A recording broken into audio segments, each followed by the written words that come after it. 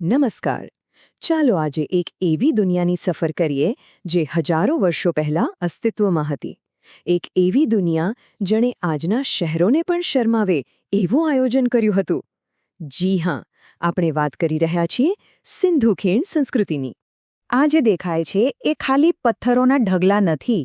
આ તો એક આખી ખોવાયેલી દુનિયાની નિશાની છે. વિચારો, એક એવી સંસ્કૃતિ જેણે એવા શહેરો બનાવ્યા જે પોતાના સમય કરતાં સદીઓ આગળ હતા. અને સૌથી રસપ્રદ વાત તો એ છે કે એમની લિપિ, એમની ભાષા આજે પણ આપણા માટે એક કોયડો જ છે. તો સૌથી મોટો સવાલ એ જ થાય છે કે આટલી વિકસિત સંસ્કૃતિ આખરે ગઈ ક્યાં? અચાનક ગાયબ કેવી રીતે થઈ ગઈ? બસ આ જ સવાલનો જવાબ શોધવા આપણે આ સફર શરૂ કરવાના છીએ.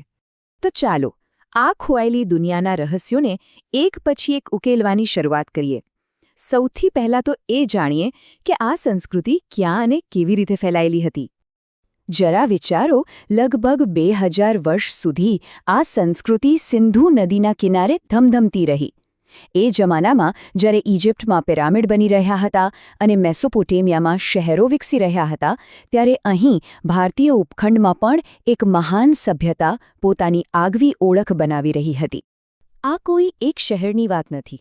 હડપ્પા અને મોહેંજો-દડો જેવા મહાનગરો તો હતા જ, પણ સાથે લોથલ જેવું વ્યસ્ત બંદર પણ હતું, જે છેક મેસોપોટેમિયા સુધી વ્યાપાર કરતું હતું.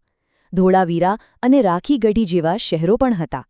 દરેક શહેરની પોતાની એક અલગ ઓળખ હતી અને પોતાનું આગવું યોગદાન હતું.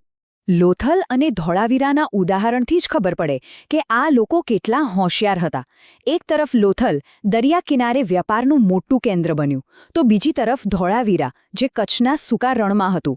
ત્યાં એમણે પાણી બચાવવાની એવી અદ્ભુત પદ્ધતિઓ વિકસાવી કે વાત જ ન પૂછો. મતલબ કે દરેક ભૌગોલિક પડકારનો સામનો કરવા માટે એમની પાસે એક યોજના તૈયાર હતી. હવે વાત કરીએ એ પાસાની જે સિંધુ ખીણ સંસ્કૃતિને ખરેખર બીજાઓથી અલગ પાડે છે, અને એ છે એમનું અદ્ભુત નગર આયોજન. એક એવી બ્લુપ્રિન્ટ જે આજે પણ આપણા માટે પ્રેરણારૂપ બની શકે છે.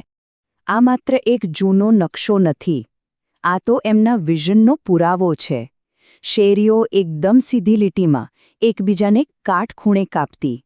આ કોઈ અકસ્માત નહોતો, પણ એક ખૂબ જ ચોકસાઈપૂર્વક બનાવેલી યોજનાનું પરિણામ હતું. આ વાક્ય બધું જ કહી દે છે, નહીં? આ શહેરો એમ જ આડાવડા નહોતા વિકસ્યા. એમને બનાવનારાઓએ ભવિષ્યનો વિચાર કર્યો હતો, એક દૂરદેશી રાખી હતી. એમને ખબર હતી કે શહેર આગળ જતાં કેવું દેખાવું જોઈએ. એમનું પ્લાનિંગ કેટલું જબરદસ્ત હતું એનો અંદાજો તો આના પરથી જ લગાવી શકાય. દરેક ઈંટનું માપ ફિક્સ્ડ, જાણે કે આજની ફેક્ટરીમાં બની હોય. રહેવાના ઘર અલગ, બજાર અલગ અને જાહેર જગ્યાઓ પણ અલગ. એટલે કે જેને આપણે આજે ઝોનિંગ કહીએ છીએ, એ કોન્સેપ્ટ હજારો વર્ષ પહેલાં એમણે અમલમાં મૂકી દીધો હતો. કમાલ છે. આ સરખામણી આપણને વિચારવા મજબૂર કરે છે. એક તરફ હડપ્પાના લોકોએ વ્યવસ્થા બનાવી અને બીજી તરફ આજે આપણે શહેરોમાં ઘણીવાર અવ્યવસ્થાનો સામનો કરી રહ્યા છીએ. કદાચ આપણે ભૂતકાળના આ પાઠ ભૂલી ગયા છીએ. ચાલો હવે એક બીજા ક્ષેત્રની વાત કરીએ જેમાં તેઓ માસ્ટર હતા: પાણી અને સ્વચ્છતાનું સંચાલન. આ માત્ર એક કૂવો નથી, આ તો એ સમયની જીવાદોરી છે.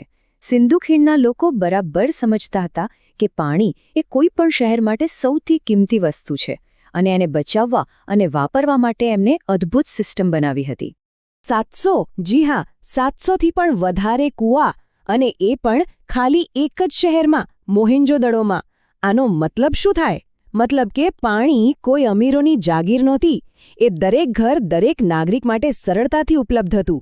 એ જમાના માટે તો આ એક રીતની ક્રાંતિ જ કહેવાય. ધોળાવીરાની વોટર મેનેજમેન્ટ સિસ્ટમ તો એન્જિનિયરિંગનો એક ઉત્તમ નમૂનો છે. તેઓ વરસાદના એક એક ટીપાને ભેગું કરતા, એને મોટા મોટા તળાવોમાં સાચવતા અને પછી આખા શહેરમાં એક સુવ્યવસ્થિત નેટવર્કથી પહોંચાડતા. સૂકા પ્રદેશમાં ટકી રહેવા માટે આ એક માસ્ટર પ્લાન હતો. અને વાત ખાલી પાણી લાવવાની નહોતી, ગંદા પાણીના નિકાલની પણ હતી. દરેક ઘરમાંથી ગંદુ પાણી સીધું ઢાંકેલી ગટરોમાં જતું, જેથી આખું શહેર સ્વચ્છ અને રોગમુક્ત રહે. જાહેર આરોગ્યનું આવું મોડલ પ્રાચીન દુનિયામાં બીજે ક્યાંય જોવા નથી મળતું. પણ સવાલ એ છે કે જો બધું આટલું સરસ હતું, તો આ મહાન સંસ્કૃતિનો અંત કેવી રીતે આવ્યો? હવે આપણે એ રહસ્ય તરફ જઈ રહ્યા છીએ જે આજની દુનિયા માટે એક મોટી ચેતવણી સમાન છે. આ કોઈ એક જ રાતમાં નથી થયું.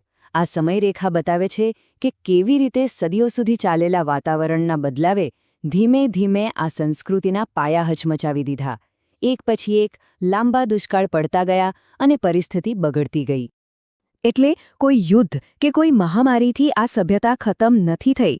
ના, આ એક ધીમું અને શાંત પતન હતું, જેનું મુખ્ય કારણ હતું પર્યાવરણ.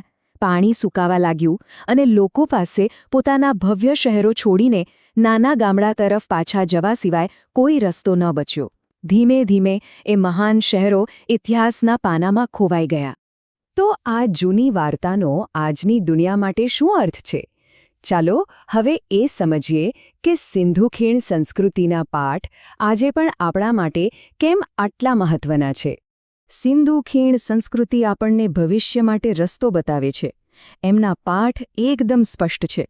કોઈ પણ શહેર વિકસાવતા પહેલાં પ્લાનિંગ કરો, પાણી જેવી મૂળભૂત જરૂરિયાતોને સૌથી વધુ મહત્વ આપો અને સૌથી અગત્યનું, પર્યાવરણ સાથે તાલમેલ રાખીને જીવતા શીખો. આ એક ચેતવણી છે. જે પર્યાવરણીય પડકારોનો એમણે સામનો કર્યો હતો, એ જ પડકારો આજે આપણી સામે વધુ મોટા સ્વરૂપમાં ઊભા છે.